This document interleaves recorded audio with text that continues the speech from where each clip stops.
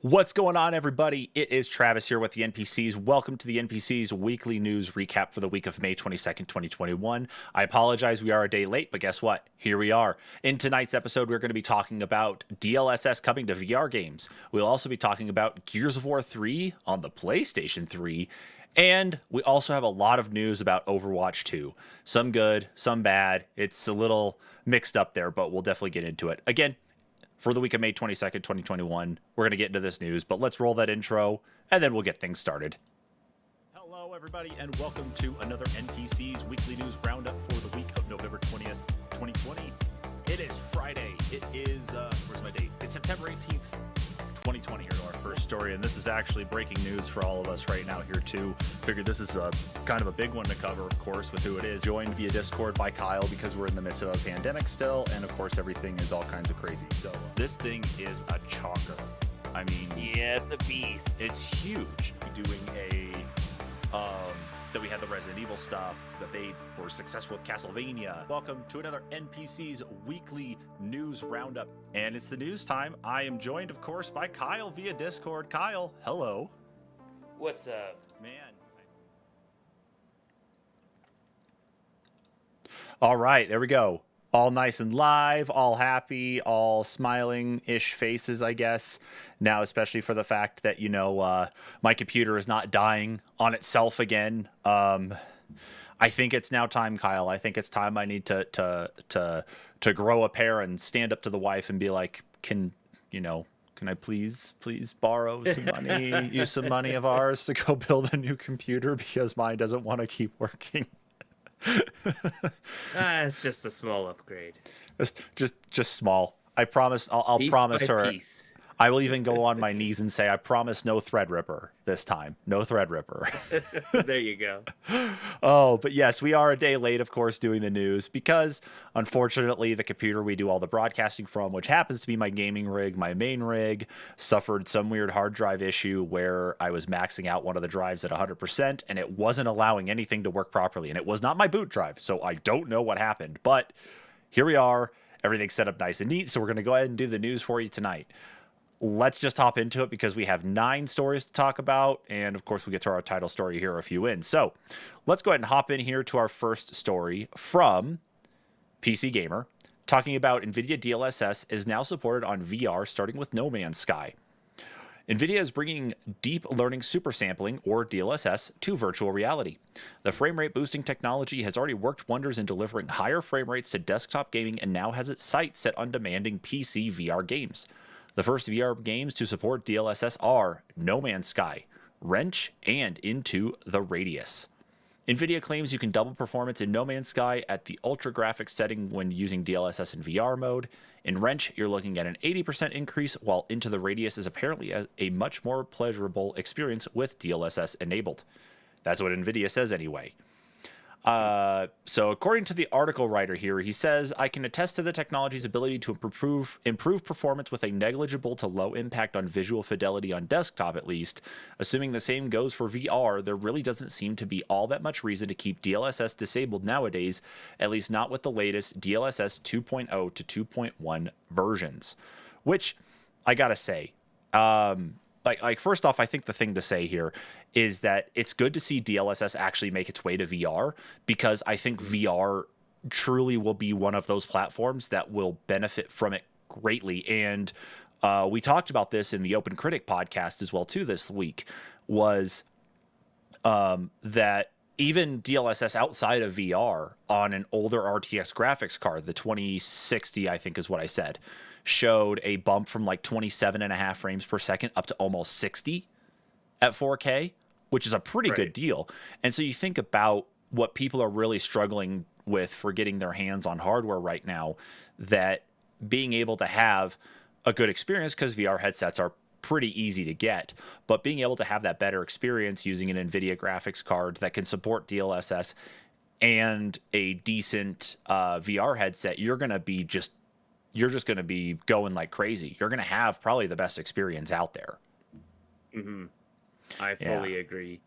Yeah, it's good that at least DLSS exists. And I think outside of VR, where it proves it's going to be one of those things, because I think, Kyle, you've seen this as well too, where VR really Hmm. struggles on stuff is if the hardware's not all the way up there, you're going to have a subpar VR experience. If it can't Right. keep up, even with the minimum settings that or minimum specs that have been put out there by Valve and by Oculus and Hmm. the other litany of VR developers, that if you don't have the minimum GPU and that, you're not going to be able to run VR. But even at that minimum, it's still kind of wishy washy. So DLSS being there proves to be a great value for VR, but I think it actually Oh shows. yeah. I think it shows if the rumors are true that we might see DLSS come to another gaming platform, that it might also net a benefit there too. And the platform I'm talking about is the Nintendo Switch, or especially Oh, the Switch definitely. Pro. Yeah. I mean, because you're talking, what, a 720p screen, uh, at least on the handheld mode. Up on the TV, you're In the getting maybe handheld mode. 1080i, 1080p. If DLSS can help be able to push 4K at 60 frames per second without breaking the bank on buying something, I think that actually helps even prove that use case for regular standalone consoles, at least any of them that use Nvidia, which happens to be one, Right. right? Well, Yeah, no, especially on the VR with the screens being so close to your eyes, um, having the lower rendered graphics, and you think about units like the Oculus Quest where they can't necessarily render everything as in high fidelity as some of the more top of the line VR headsets like the Index, or you think about the new upcoming uh, uh which ones were they? Shoot, the ones that do Focus, 5K. Yeah, the the Focus the Pro, and the yeah, the Focus Vive Pro Pro, whatever it's and the called. Vive Pro. Yeah, the HTCs. Yeah. Yeah. Um, like the DLSS, not only it helps render the graphics, but it can also smooth stuff out. So some of those sharp lines that aren't necessarily rendered real great on those really tiny screens, it can help with that a little bit. Um, I don't know. That's one thing to consider too. So it's not as hard on your eyes. I think that can also help people that maybe get motion sick off of VR. DLSS would definitely, I think, help with that. I would think so too. Where I see that definitely is with the motion sickness part, because your Hmm. eyes will be able to better adjust to the surroundings around you, especially where you're looking at. And of course, with the emphasis on eye tracking that we're supposedly hearing about for the next PlayStation VR, I know, of course, that's not using Nvidia tech under the hood or anything with the PlayStation 5, but even for these other headsets that are out there, if we see more of an advancement in the eye tracking part coupled with DLSS support, Hmm. you're probably going to end up with one of those situations where motion sickness might be able to be tamped down, like not 100%, but at least enough in those who might suffer mildly, at least with it, which Right. I would be probably the best use case for. So that is really cool, though, to think about as well. Hmm. Yeah. So speaking of DLSS, though, do you use it in any of your games? Do you actually turn it on at anything on your 3090? Uh, I don't know. I try and turn everything on, so it's probably on. You put that giant dial on the front of your computer case that just says, I want to do Yeah, 8K 11. 60 frames per second. Yeah. Like you actually have to like flip open like little covers and flip switches up, and you have to have like your brother come in with a second key to put into the Yeah. computer, and 1 2 3 turn, and then you guys are able to turn it on. I mean, I assume there's probably like a big wave of like power lost or something in your neighborhood too when you do that as well. So I don't know. Maybe I haven't asked the neighbors. they don't want to talk to you because of it. But anyway, Right. um, I just had to ask about the DLSS, but no biggie on that one anyway. So, but speaking of No Man's Sky, because we were talking about it in this story, Kyle's going to talk to us about this next one here, where an interesting ship, especially with a recent release, has made its way into No Man's Sky. So, Kyle, what's going on in this one here? Talk to us about this story. Mass Effect's legendary Normandy starship is coming to No Man's Sky if you snag it soon. This coming to us from The Verge. No Man's Sky players who are fans of the beloved sci-fi series Mass Effect will soon be in for a treat. Mass Effect's legendary SSV Normandy SR-1 starship will be appearing in No Man's Sky. The Normandy arrival is the cumulative or culmination, excuse me, of an alternate reality game that's taking place inside No Man's Sky over the past few days. If you want to add the Normandy to your frigate fleet, you have until May 31st to participate in the expedition that lets you acquire it.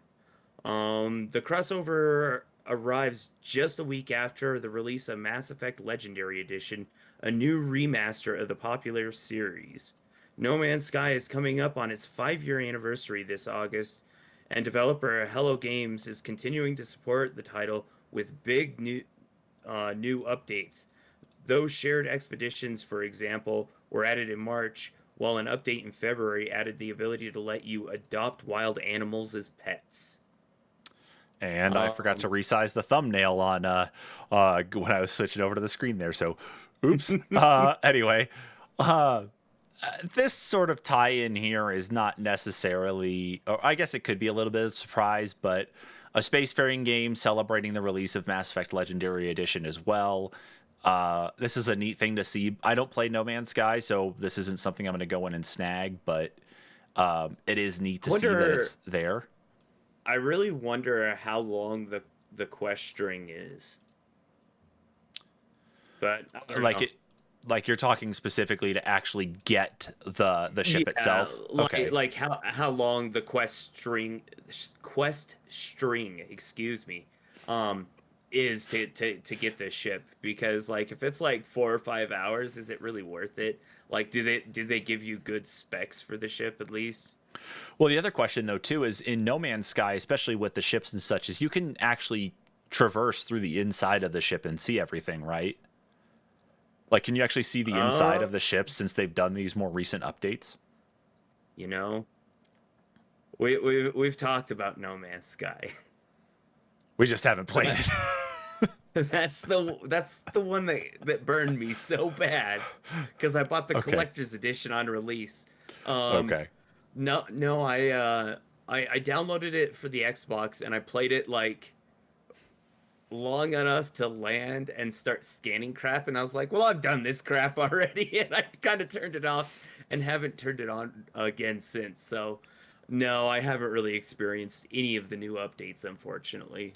Fantastic. Okay. No, that's understood. I know it. I completely get it with being burned by it. I just was curious about it though, because of the new update, is that if they actually fully rendered the inside of the Normandy. So even if there wasn't any crew running around in there, it's like, do you still have the navigation map, like the big star chart that's sitting there? You know, do you have all the seats in the right spot? You know, it's like, just, is everything built up that way so you walk into it and it literally is the inside of the Normandy? Or is it you just walk up to your ship and say, oh, I'm just, you know, press A to get in, and whoop, you're in, and then you just fly off? That's one of those I was curious about. But yeah, we don't play No Man's Sky. I would so imagine if it's a frigate, you would probably have to have the ability to actually walk around the inside. I guess what we'll have to do is go look up a video here at some point and see if that's the case. I think that's what I'll be doing probably after the streams tonight. So yeah, absolutely. So with that, let's go ahead and move on here to our next story, which is another surprise, but some people were already kind of aware of this one anyway too. This story comes to us from Kotaku. A PS3 version of Gears of War 3 is now available. Whoa. what? A build of Gears of War 3 that was developed by Epic as a way to test Unreal Engine 3 on the PlayStation 3 has been released online, letting anyone with a debugged PlayStation 3 play the Xbox exclusive on Sony's home console. Twitter user and digital archivist PixelButts celebrated the 10th anniversary of Epic creating a Gears of War 3 PS3 build by uploading the game to the Internet Archive. The build was created on May 19th, 2011. Kotaku first reported on its existence last year. Some caveats, of course, here on this one. Before you run off to download and burn it to a disk, you'll need some special hardware to get this working. Specifically, you'll need a PlayStation 3 dev kit, which has extra RAM to run the game. And even with that extra power, this build isn't optimized to run on Sony's hardware, with a lot of graphical bugs and frame rate drops. Still, seeing Marcus Phoenix run from cover to cover on a PS3 is a wild sight to behold. As reported back in May 2020, Pixelbutts publicly showcased this odd build of the game by playing through it entirely using a debugged PlayStation 3. At the time, many wondered why it was created, and some theorized it was a never-released port. However, Epic denied these claims, telling Kotaku that the build was simply a byproduct of Epic's internal Unreal Engine 3 testing process, which utilized both Gears and Unreal Tournament and was never part of any actual product work for PlayStation 3. So, yeah, exactly. It's fascinating to actually see that the full thing is out there now too. So anybody that that has one of these PlayStation 3s can go and do that. But again, you need a PS3 dev kit, which I don't know. Let's see here. eBay.com. Let's see. No, I don't want to sign into eBay. Stop doing that. PlayStation 3. I guess if you were hell bent on being an archivist, you could download it for your archive. Yeah, exactly. I'm looking here, and nobody is selling a dev kit. But here's a PlayStation 3 with custom firmware that does what? This is custom firmware. It's running the True Blue custom firmware and come with a dongle as well. I don't know what True Blue is. Might be something for backwards compatibility. But nobody on eBay is selling a dev kit. So, I don't know. But hey, cool. I can go and bid on a Metal Gear Solid 4 Guns of the Patriots PlayStation 3. Cool. I'll get on that here later. Anyway, so it looks like you can't even buy a dev kit right now. I'm sure if there is one out there, then maybe you can. I mean, they're not like exclusively out there for you to find. But in the long run, it is something at least interesting to look at, and it is something interesting to go and watch if you go look at the video there on the article or on YouTube. But the fact that they decided Gears 3 was powerful enough to be used as a stress tester for Unreal Engine on the PlayStation 3 goes to show, I guess, maybe where the Xbox was at that point in time, the Xbox 360 was versus the PS3. I don't necessarily know if that might be the case. Well, there were a lot of issues though with the PS3 as well. It was a harder system to develop for because it ran on that custom chipset, the cell and everything. processor. Yep. Yeah, and it just made it a pain in the ass. So, even trying to port games over, there was tons of extra programming, even for third-party games that were ported over that were originally launched for the 360, that had to be done to be played on the PS3. Yeah, because not only that with the cell processor, but for the original releases of the PlayStation 3 with backwards compatibility, it was also the subset of PlayStation 2 and PlayStation 1 chips that were also built in. So you had three different chipsets all working together to be able to play games. I'm sure that not even just on the cell processor itself, but everything else culminated into it being a problem, and that's why backwards compatibility went away in the later releases. So I think it was a hodgepodge of problems. But Alex on Facebook says here, this may be a personal preference, but I think the PlayStation type controller with the level thumbsticks works better for third-person games, while the Xbox controller with its left thumbstick being elevated works better for first-person shooters. Definitely be interested in trying the Gears of War series in general with the PlayStation controller. Where you could probably do that, Alex, is, and this for anybody else as well too, is Game Pass.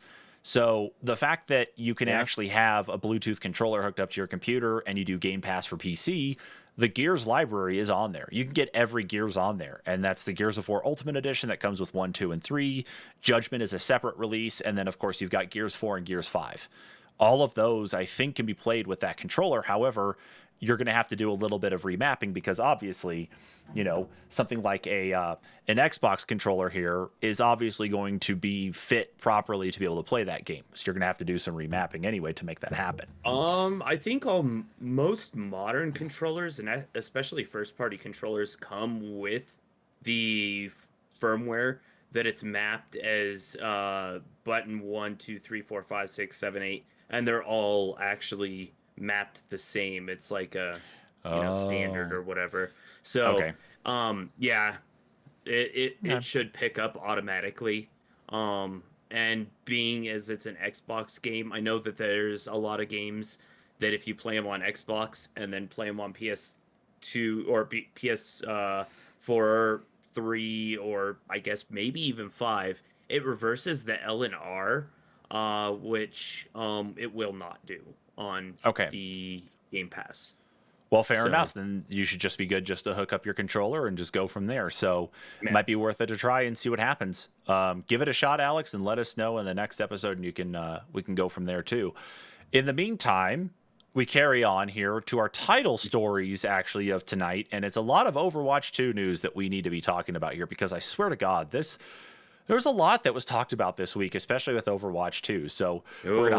we're gonna hop right into it here with the first big part of this, and again, really more the title story part of what's going on with Overwatch 2. Kyle's leading us off with it. Kyle, what is happening now with this new game? Overwatch 2 is changing to a 5v5 game. Big changes are coming for Overwatch 2, starting with a substantial alteration to the hero shooter player versus player mode. For Overwatch 2, Blizzard will be switching PvP from 2 teams of 6, the current player count in Overwatch, to 2 teams of 5. That's right, the game has been a 6v6 battle for the past 5 years, will change to a 5v5. Overwatch director Aaron Keller announced the change during a live stream on Thursday. Keller said that the new team composition for Overwatch 2 will consist of 2 damage heroes, 2 support heroes, and 1 tank. Keller explained that the tanks can be problematic and noisy, and that Blizzard has always tried to make our combat easy to read and very understandable, and sometimes it's hard to track what 11 players are doing uh, on the battlefield. Removing 2 of those simplifies everything and allows players to understand everything that's happening around them and make better choices because of it. Keller noted that Overwatch PvP has changed drastically over the years, going from no limits hero selection, limiting players to just 1 instance of a hero per team, to instituting role queue. Blizzard has also tested multiple team compositions and sizes, 4v4, 7v7, and they hope 5v5 will make Overwatch 2 easier to understand for players and viewers. The change from 6v6 to 5v5 will mean big changes for tank characters, Keller noted, making them more aggressive and, quote, more hybrid-y on the damage side.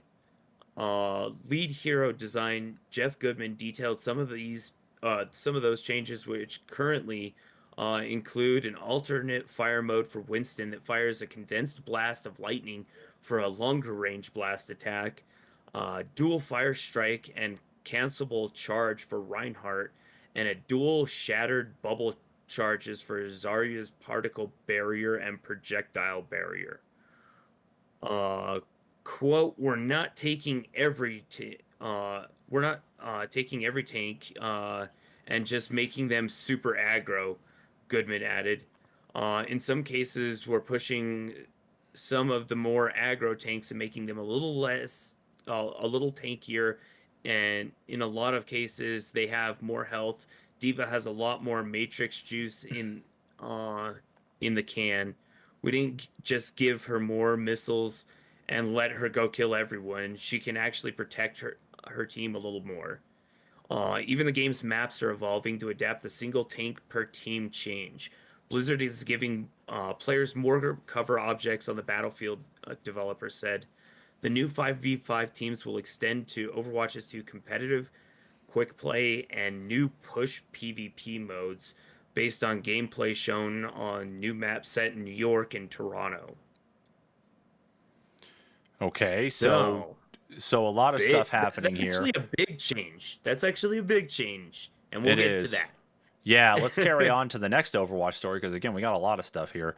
So the next one here is actually from Polygon, and this is a nice throw out there. Is Overwatch 2 map includes Easter egg tributes to Jeff Kaplan. Former Overwatch game director Jeff Kaplan may have left Blizzard Entertainment, but his legacy, specifically a goof about his name, will live on in Overwatch 2.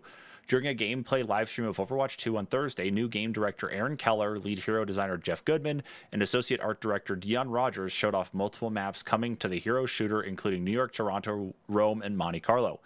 Overwatch's New York map will include not one but two tributes to Kaplan. He got his master from New York University, by the way, including a rather dreary-looking pizza place named Jeff's Corner Pizza. Unless you argue that's clearly a homage to someone named Jeff, spelled Jeph, and not Jeff, from the Overwatch team, here's more evidence of the Blizzard's ode to Kaplan, a coffee cup on a commuter rail train. That coffee cup is, of course, a reference to the time that Jeff Kaplan ordered a decaf coffee at Starbucks located on Blizzard Entertainment's Irvine campus, only to be served a cup that read Jeff, Jeph. Here is Jeremy Craig, former lead features designer in Overwatch, with the proof. So, yeah, they definitely screwed that up there. Overwatch 2 and Jeff's Easter eggs are coming in at an unconfirmed date. So, okay, it's definitely a throw out for him on that one. But, okay, that's a neat little throw out, especially for Jeff Kaplan being gone. That's a good Easter egg with good feels. I mean, come on. Yep, it is. And now, of course, while that was a feel good, let's go ahead and throw back to the chaos. So, Kyle, here's this one from IGN then about what the Overwatch League players are feeling for the changes to PvP. Go on with it, man. So Overwatch Pro players fear for their jobs after PvP update. Blizzard yesterday announced that Overwatch will see its PvP mode reduced from 6v6 to 5v5, as we spoke about earlier. Overwatch 2 is when Overwatch 2 is released, and it's a move that's left many professional players of the game worried about their future in this esport and dismayed about the way it was announced. In a 2-hour live stream, the Overwatch team announced the change, which will see one tank class role removed from the PvP games. At the same time, the tank role as a whole is being adapted for Overwatch 2, with many characters seemingly due to received major changes to their playstyle. For the announcement, multiple tank players in the official Overwatch League signaled their dismay not just at having to relearn their chosen character for the highest levels of play, but also at the potential for being dropped from the roster. Many also pointed out that they weren't consulted by Blizzard ahead of the changes being made or announced. Which, come on, it's not their game, it's Blizzard's game. Philadelphia Fusion player Poco summed up the feeling. Any fellow tank players scared for their job? Poco was by no means alone in his worry. Vancouver Titans tank player Ferdwin, I'm going to go with that, took to Twitter to say, unbelievably disrespectful to make this decision and completely remove a role that people gave up years of their lives to achieve. Not at all your favorite tank players will disappear, but lots will. And not once were pro players made aware of this or asked of their philosophies.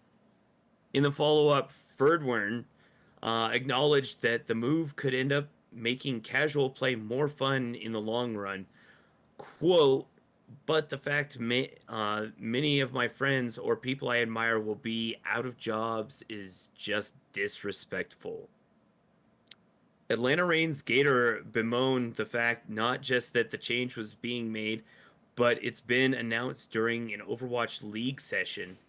Imagine spending 5 years to perfect your role just for it to be deleted, while knowing your role does not translate to another. You expect to give all you got till the end of a session.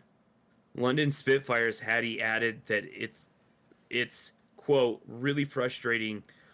This stuff can just get decided when, like, platinum ranked players testing not asked high ranked players or pros. San Francisco Shock's Matthew DeLisi showed less outrage, but was wistful about what was being lost in the change. Quote, as whether or not 5v5 is good for the game, I won't pretend to know the answer, but coordinating with a tank, building synergy, and dominating is probably one of the most fun things I've done in a game. It's pretty unprecedented situation in the relatively young world of professional esports, while live gamers regularly make changes that affect their esport participants, there have been few uh, as fundamental to both how the game plays and how professional sports equivalent is structured. Pro players won't be able to stick with the original Overwatch either, as both the original and the sequel will include single linked PvP experience. With So, Overwatch 2 on yeah, that's pretty much the end of it. That's just yeah. kind of Okay. going with it.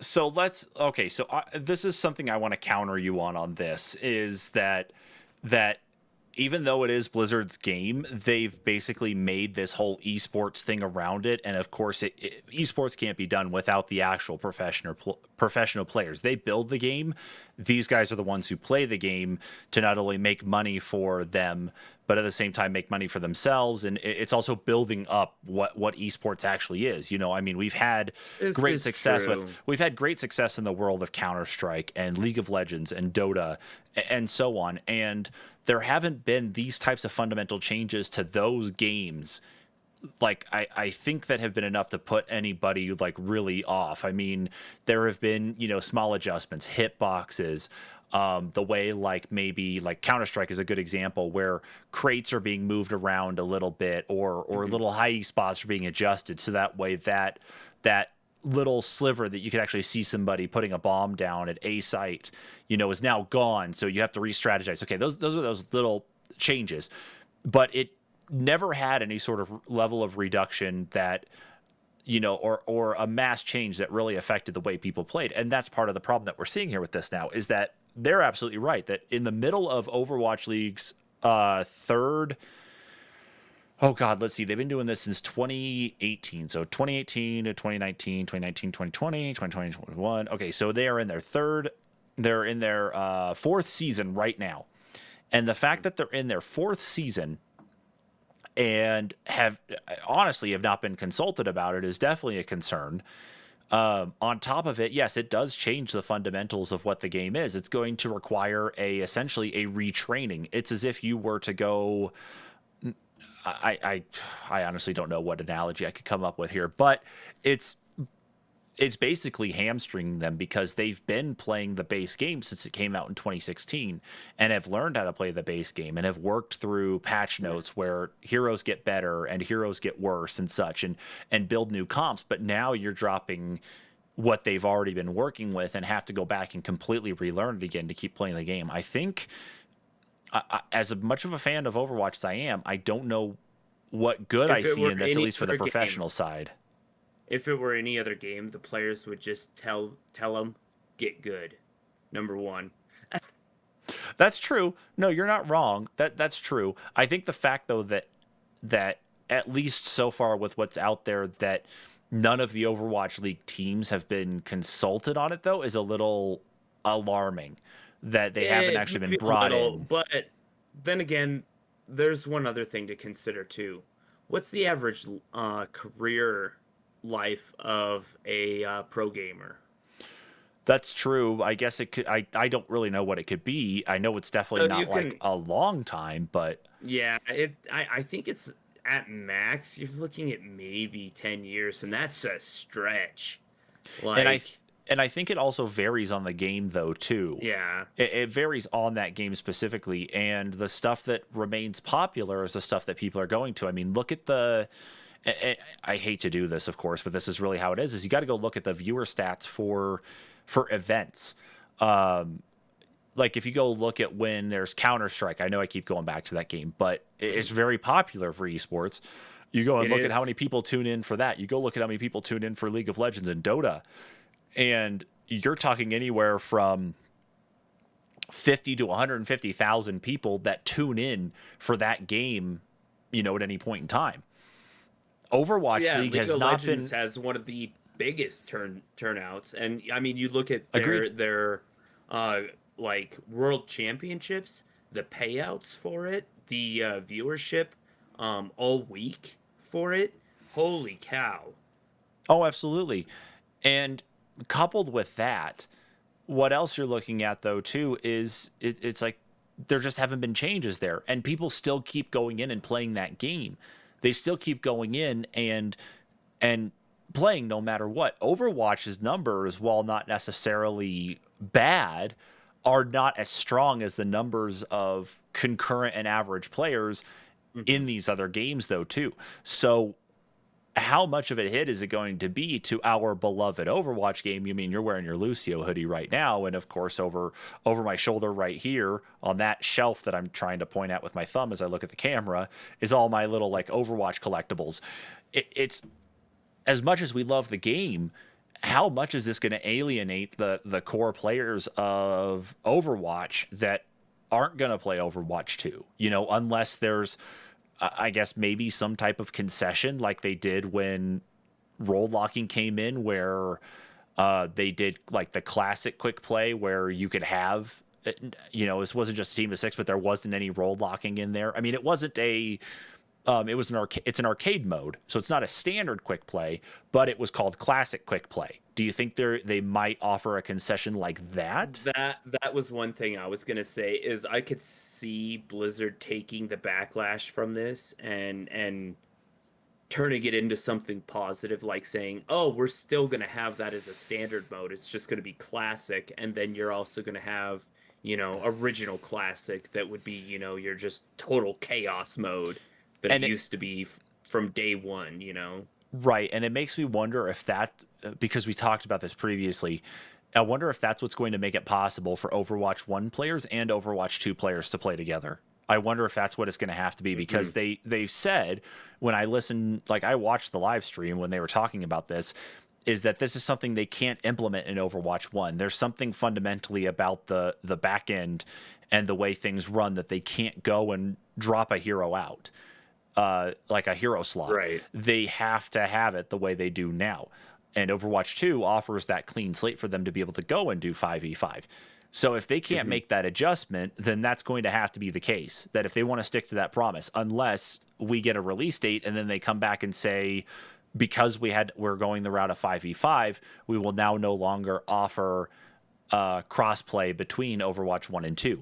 And then you're going to have the fury. You're going to have the fury and the fire and the chaos of the community who are then going to push back hard. And then Overwatch 2, if they don't make any changes still, or at least make any changes immediately but come back and say they are, means that we're not going to see the game for at least another year, or at least another year and a half until they can get that figured out. So this is a very interesting thing. Not saying it's bad. Not saying it's bad one bit, at least for on the casual side where we play. But in the grand scheme of it all, I'm not a professional player, so this doesn't impact me as much as it does for, say, Poco there on Fusion or anybody else in the league. Right. So I don't know.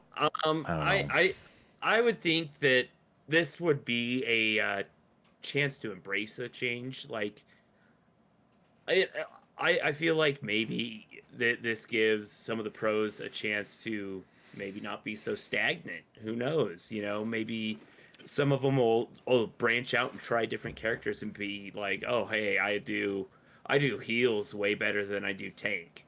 You know, which would be an odd switch, but I mean, it's possible.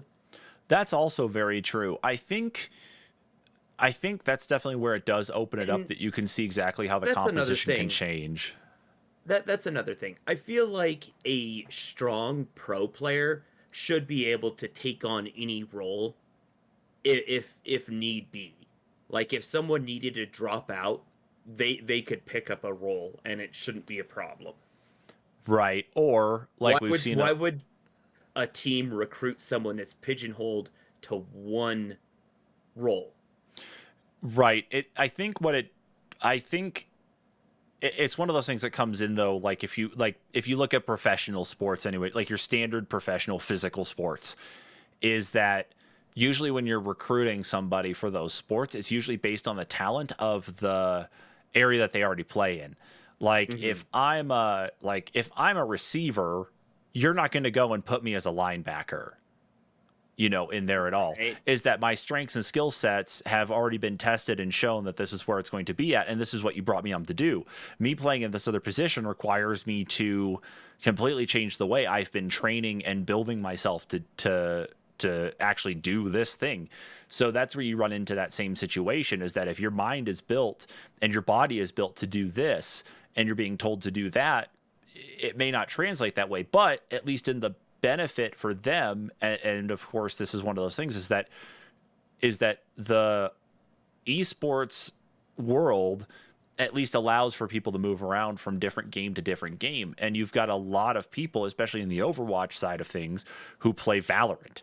And I know Valorant kind of really comes up a lot, but Valorant's one of those neat cross games where it mixes what Counter-Strike is with buys at the beginning of a round with those ultimate power-up, alternate abilities that carry along with you. And so that's been one of those things that you see a lot of former Counter-Strike and former Overwatch pro players going and moving to. And Valorant's still getting to be pretty big. Outside of that, I mean, I don't really know what else could be considered something to go there, because it is a first person, but that's where you see it go. They do have Riot's backing, and Riot is who does League of Legends. So I mean, I could see that being something that's supported at a World League tournament. They're like, oh well, we're doing a Valorant tournament as well. Or it's also the Valorant World Championship, and they just make it a bigger event. Oh, absolutely. Absolutely. So the option is there, and that's one of the great things about esports is that you might be good at this one game, but especially if your category is first-person shooters, a lot of that does translate over to the other first-person shooters. You might just have to tweak yourself a bit to adapt to the way those ones are played compared to what you're doing now. So it's not the end of the world there, but I do sympathize with them in this cause that here's everything you have practiced and learned for. You either have to nut up or shut up.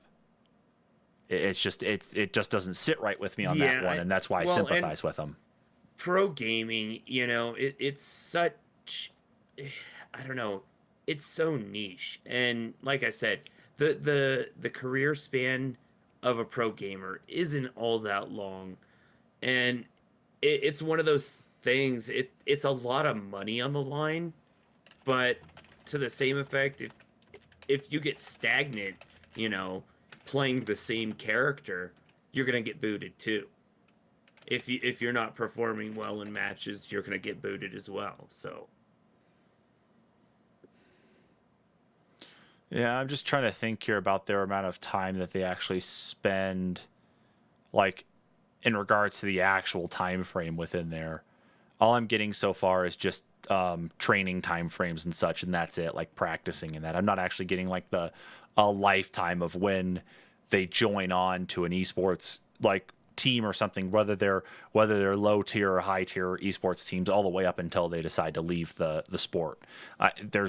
Everything coming up so far has been practice, so I couldn't find anything there. Oh, okay. Well, we have to see what's going to happen, because if you Google what is the average career span of a pro gamer, it says between 4 to 5 years. Career span of a professional gamer? Yeah. Let's take a look. Average esports gaming career lasts between 4 and 5 years, having just an average retirement age of 25. It's important to note that these mid-20s must find new ways of making ends meet. Duh. That's yeah. So, I mean, if it's been 4 years and they're making a change, yeah, I could maybe see if you're a little offended if this is your first year as a tank, but at the same time, if you can't perform at the level and you can't make a change quick, well, yeah, it looks like an alternate or change class. Yeah, and it looks like this question here on Quora uses CSGO as another example. Many of the people in professional CSGO were either pros in previous versions, generally the ones above 25, or they played 1.6 as a child and grew up with the game, most of the ones below 25. Back in the Counter-Strike 1.6 days, you could make a name for yourself, at least locally, under 16 years old, where nowadays it's fairly rare to see a competent player who's younger than 18. Most pros will play until they reach around 30 and then might take a step back and coach, become desk talent, or stream and play Counter-Strike at the local or semi-pro level. It estimates that a professional's self-sufficient playing career in CSGO is between 7 to 10 years long, usually from about 20 to 30 years old, and then afterwards going into something else esports related. So you're right. I think for probably maybe on the low side, maybe 3 to 5 years, and then on the high side, maybe 10 years, Yeah. depending on the But game. and you got to be looking at like, setting up, coordinating esports tournaments, or being an announcer, or, you know, coaching. So, True. And I mean, that's eh, also a good thing, though, is so because then they have the knowledge set of playing the game for so long to be able to take back. But that's kind of where you get into that weird position with Overwatch to Overwatch 2 is that even though if these guys, like members of the team as off tanks, are forced to leave because they can't play as a second tank now, they can't really step back into a coaching role potentially because the whole game's going to change. The dynamics are changing, and so they may not be able to be as successful as coaches at that point in time. well, once again, that does go back into, how good are you at adapting when they do make changes to the game, and a good pro player should know all the classes. So True. that would make a good coach. Yeah. Yeah. So we just have to see what happens with these players if they do end up staying on the teams and they just rotate out tanks, or if they do end up getting the boot. So it's just Yeah. something to watch out for because we still don't have a release date on Overwatch 2. Maybe I am being a little hard on the guys because I love Overwatch. I like watching the pro matches. Um, I don't It's know. because So you're only being I do hard on have them. maybe I'm hard on them, but I do have a little bit of feels for them. So You're hard on them, Kyle, because based on the number I just saw there on Cora, you're over the age of 30. Your days of professional esports are behind you. it's never gonna happen. For either of No us, it's never going to worries. happen. We're both over the age of 30, so we'll never be touching professional esports stuff except watching it and just wondering where the hell we messed up so we couldn't do it ourselves. Yeah, we'll just stream it and look ridiculous. That's okay. The usual. All Yeah. right. Well, let's carry on here to our next story. And I will fully admit, Kyle, you're going to probably hurt a little bit on this one. I've never played this game before. So, Oh, no, I've never oh played my this. So, god. Oh my Kyle, god. talk to us about this story from The Verge here then. Acclaimed Time Splitters franchise set to return under Reborn Free Radical Studio. Time Splitters, the acclaimed PS2 era first-person shooter franchise, is being brought back to life by a newly reformed Free Radical design. Publisher Deep Silver announced today. This being a few days ago, I want to say actually yesterday. Um, Mm-hmm. Development is set to commence in the coming months after the new studio is built. The studio, which carries the same name as the original Time Splitters developer, will be headed by Steve Ellis and David Doak, who founded Free Radical Design in 1999. Deep Silver has begun laying the groundwork for new Time Splitters game for several years. It acquired the rights to the franchise in 2018 and in 2019 announced that it was working together with series creator Steve Ellis to, quote, help plot the future course for this franchise. But today's news, the company is establishing a studio to bring Time Splitters back and is a big commitment that increases the likelihood of a new game actually seeing the light of day. Not like the original Time Splitters 4 that was teased way back in 2007. Then, of course, we did get a caption or a pic of the tweet. Um, then, to quote him, it says, to finally be able to confirm that the studio has been formed and that we have a plan for the next Time Splitters game is incredible, said Free Radical Steve Ellis. While we cannot tell you anything more at the moment, we look forward to sharing information in the future. Free Radical's Time Splitters was originally gained attention as a spiritual successor to Rare's GoldenEye, the seminal Nintendo 64 shooter.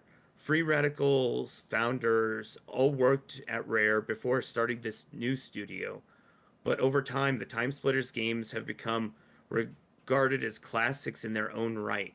Their split screen modes were especially beloved local multiplayer experiences, and it's Time Splitters 2 that Nick Frost's character Ed can be seen obsessively playing in Shaun of the Dead. Unfortunately, after the release of Time Splitters Future Perfect in 2005, Free Radical followed it up with an abysmal PS3 exclusive, Haze, in 2008, the last game it would release under its original name. A sequel to Star Wars Battlefront 2 was also in development at the company between 2006 and 2008, but was canceled by its publisher reportedly as it neared completion. Eurogamer has a great feature from 2020 or 2012 about the events that transpired.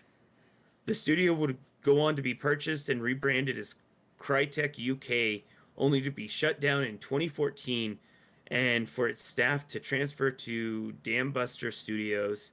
In case you're wondering how semi-complete port of Time Splitters 2 ended up in Dambuster's Homefront: The Revolution, well, that's basically why. And actually, it's not a semi complete version. We've learned it's basically the full game. So So yeah, that, I like I said, I can't believe you've never played that series. It's great. It plays a lot like GoldenEye, but as if it were like an actual first person shooter with a vertical look. So it like you having the twin sticks essentially, but the health system was the same. Very well, I shouldn't say the same. It was very similar. It had the okay. ring around the outside. But one of the cool things was you could earn like tons and tons of characters by completing challenges, or some of them was like dying so many times or getting so many victories. There were tons of skins. Okay. Hmm. Okay. Great game, great multiplayer shooter. Um, Man, that's one I have on the GameCube. I love that game. Yeah, I just it like don't get me wrong. It's like this probably could have been something that I would have played, but like I don't ask me why I didn't, because it's like it's is it something I've been aware of for a long time? Absolutely. But at that point in time when this game like originally came out, it's probably not one that was on my list to actually go and get. I'm sure there were others out there, and it was one that didn't dawn on me, I think, at that point in time. Like I wasn't Hmm. when I was talking video games and stuff at this age, because what did Time Splitters originally come out for? What was it, the PS2? So PS2 and GameCube. yeah, so when I got my PS2, I got it after I had my first PlayStation 2 was the thick one, the original thick one. And it came with the network adapter and such, so I could actually use it online if we had, good internet at that point in time. Right. The problem, though, is that by the time I got my PlayStation 2, we were already through most of the life cycle of the PlayStation 2 already. I think we were about halfway to three-quarters of the way through, because I think the Xbox 360 was only about maybe and the PlayStation 3 were only about maybe a year to a year and a half away from announcement, if I remember right. Maybe I might be a little off on that, but it took a while for us to get our PlayStation 2. So it might have been one of those that just kind of fell under the radar for me because I was so late to the game getting into the PlayStation 2 era. And then once I started working and was able to buy my own Xbox 360, I was way past that. Right. I will go back and play it for you, Kyle. I will go find it somewhere. I will go try to play it. I'm sure there's probably ports of it somewhere on PC, somewhere or wherever, and I'm sure I could probably get it. So, Well, I know I've got a Wii that and I've got a copy sitting over here of Time Splitters, so maybe we'll have to sit down and play some multiplayer when we can get together again. yeah. We'll play some deathmatch, and it's great because I'm fairly certain you could do bots in that game. So Okay. yeah, I never got to play Future Perfect though. I heard it was a hot pile of garbage. So hopefully we can avoid that train wreck. Well, I have no problem avoiding that train wreck. That's perfectly fine. I can deal with that. In the But I mean, meantime, especially with the new game, I'd really like to see him just release the first two again. Though that'd be really cool. But I yeah, gotcha. in the meantime, continuing on, More stuff to talk about. Yeah. So, couple next more story, stories. two more stories. Yeah. So, the next thing we got to talk about here is from IGN. Jeff Keighley's Summer Game Fest begins June 10th with world premiere showcase.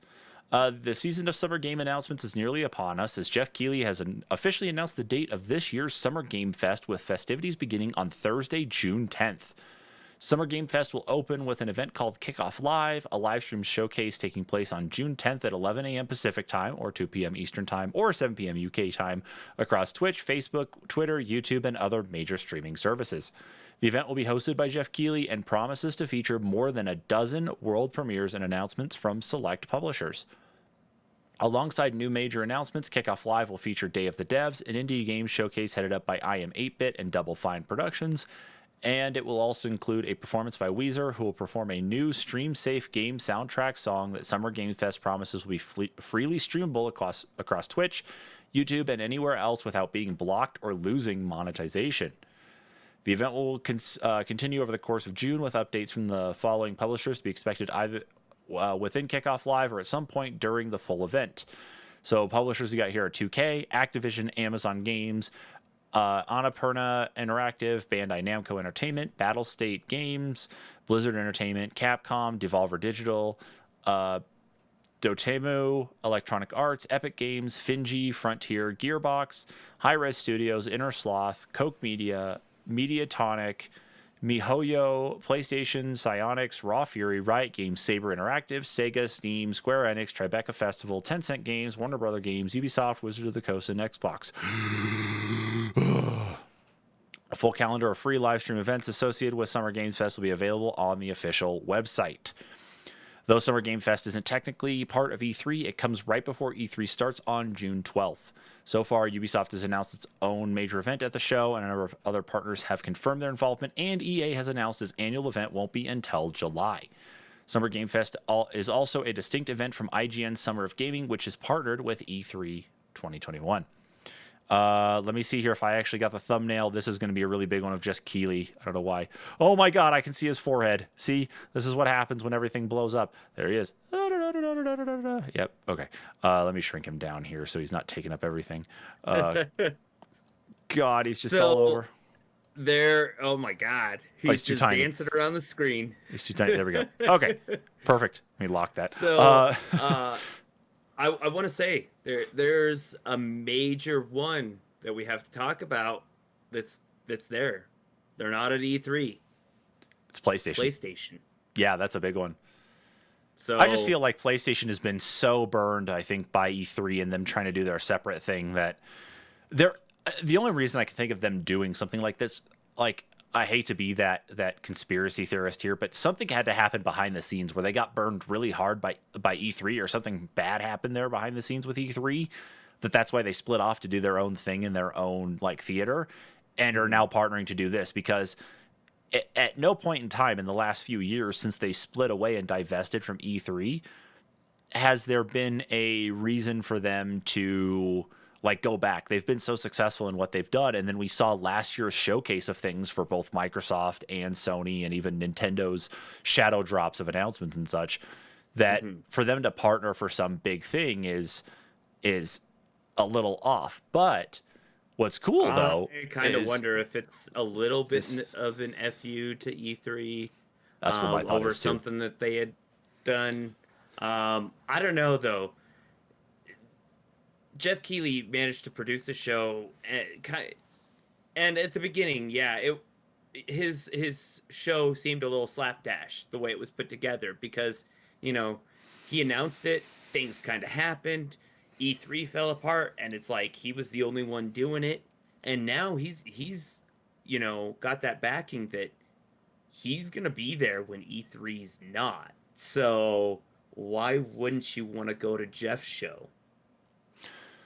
Yeah, that's very true, and I think Jeff has really established himself very well for being able to be quick to set things up and to actually get things going. And Hmm. I think his partnerships with like Gamescom and GDC has been one of those things that's really like pushed him ahead. Where it's like we don't need to work with these main organizations anymore. It's like let's just talk with Jeff and coordinate with him instead. Yeah. I, Well, I and think that's where the saving grace is. he's worked with so many of the big players and talked with so many of the big players for so long that he can just give them up a call and go, "Hey, guys, let's do a thing," and he can make it happen. Agreed. So Yeah, that's interesting. I don't know. Well, I figure he's a guy that does have a lot of power as far as it goes to, you know, putting out new stuff and who game companies want to go to say, hey, let's make a show, you know. true. True. I think he's got it down, and I think he knows how to get things moving in the right direction. So it's more of a Yeah, benefit for gamers than it is for a corporation. yeah, So I think that's where definitely. yeah. So there's that. And of course, the last thing we're going to end with here tonight is a surprise Easter egg that somehow survived all these years without being found until just recently. So Kyle's going to wrap up this week's news live stream with this story from IGN as well, talking about an Easter egg on the original Xbox. Kyle, take it away. The original Xbox came out nearly 20 years ago this year, and a credits Easter egg on the dashboard has lain undiscovered for the entire time. Kotaku received a tip from a developer who worked on the original Xbox console who explained how to trigger the secret, which displayed a credit scene listing those who worked on the Xbox dashboard. Kotaku tested out the trick and confirmed it does, in fact, work. To access this newly discovered Easter egg, you will need to go to Music and insert an audio CD. On the audio CD screen, you'll need to select Copy, then click Copy again, and then choose New Soundtrack. It will then ask you to rename the soundtrack title, which you need to rename Timmy. Yes, with exactly 26 Y's and an exclamation point at the end, mind you, and a capital T. Once the console finishes copying the track, head back to the main menu on the console dashboard, click on the settings, then system info. A new screen listing will appear that was not previously there and contains a listing of four members that were part of the Xbox dashboard team. This is not the only Easter egg you can find on the original Xbox. There is a more commonly known Easter egg, which you can activate by going to the audio CD ripping screen on the console and naming the new rip Eggs box with a funny B character and parentheses, which would trigger a hidden credit roll. However, according to the original Xbox creator Seamus Blackley, there appears to be at least one more undiscovered Easter egg for the console. It has something to do with the console's boot animation, but we'll need to figure out more about that in the future. So, kind of a neat little piece of history. It's just interesting that that's how they.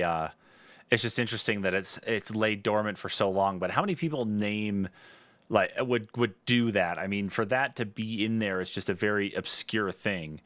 And I got the video going, of course, here now to show this. But Yeah. it's such an obscure thing that I just can't imagine who would Yeah, do that. well, it's one of those things. I mean, you got to give credit where credit's due. And with consoles, especially modern consoles that have dashboards, a lot of those guys don't get recognized. I mean, they've gotten better about it that, they put you in a tucked away in the system info in another screen, sometimes in the developer notes or whatever that you worked on it. But back in the day, in the early days, I should say, they didn't have that. I don't even think Dreamcast or it didn't have any any credits for its dashboard, and it had a Yeah, pretty nifty dashboard. yeah, no, I understand. I understand. You're So right. Yeah, at least like putting credit where credit's due. And this obviously is something innocuous that it's not. It didn't actually affect anything on the Xbox. Like it didn't break anything. So for this little bit of code to be in right. there to recognize that character set and say, "Hey, change it to this," you know. And Um, it's like, well, they'll never know because we did something so obscure that who's gonna do it? And if they Agreed. do, they'll be like, "Whoa, I did something really cool," you know. Only took 20 years to find. It's funny. But Alex here on Facebook said this, and this only slightly ties in a bit. Anyways, like I joked once that Timmy, and I think this referring to Timmy from South Park, is a Pokemon since he can only say his name. You Okay, know, I'll give you I that, Alex. after I watched the video the first time, what was it, 2 days ago, or something like that? Well, no, I guess it would have been yesterday.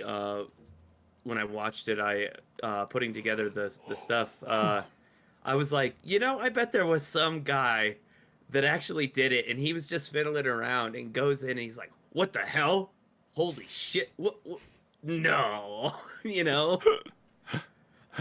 Oh, that's awesome. That's probably what it was. It's probably just someone just did what? I don't know.